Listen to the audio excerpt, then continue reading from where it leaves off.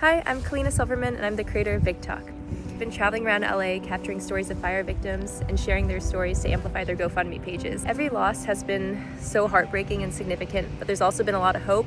A lot of people have shared plans of rebuilding and different ways they want to give back to the community, even when they've lost everything themselves with the clothes on their back. What did you love and lose in the fire? I lost everything. From a guy with everything to nothing.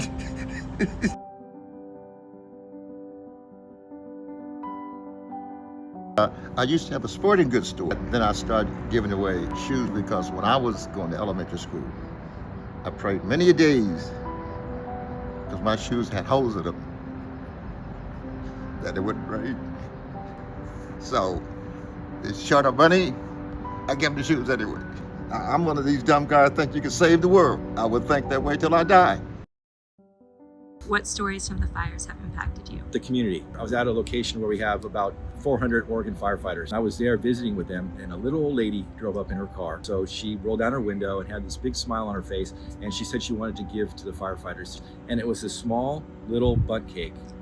And of course, you've got 400 firefighters. That might last a second, but I took it obviously, and just the look on her face of knowing that she was able to give something to this effort, these firefighters, as small as it was massive to her. And that meant everything to me, and that means everything to us. How do you comfort someone who's lost everything? It's hard. We train to put out fires, we train to go to car accidents, but what we're really not trained in ever is how do you tell somebody their loved one of 50 years is no longer alive? How do you tell somebody that their home is no longer standing? It takes compassion. It takes the ability to just listen and let them talk to you and not maybe say anything, but let them just cry. We're all in this together, and it might not have crossed into Santa Monica, but the emotions certainly did.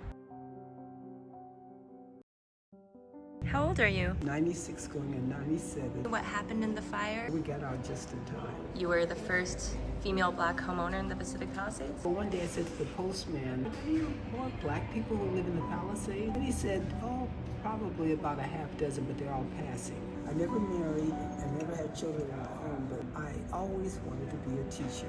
What gives you hope? Hope never dies. This does not last forever. We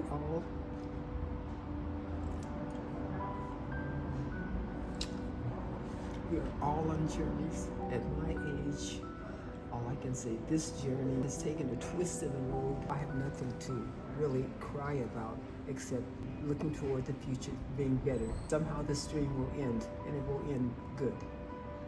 What did you lose in the fire? I lost all my Braille stuff, my Legos, my instruments. My name's Grayson. I'm 10 years old. We live in Altadena, but unfortunately the fire got our house. What's been the hardest part about the fires for you? I just loved where we lived. Not really anything I lost. What's your dream in life? To make people happy. Me and my mom wrote a grant for Flight for Sight. Got enough money to get 200 canes to bring to Ghana and Africa to a bunch of visually impaired kids at a visually impaired school. Let's rebuild and make our community bigger and better.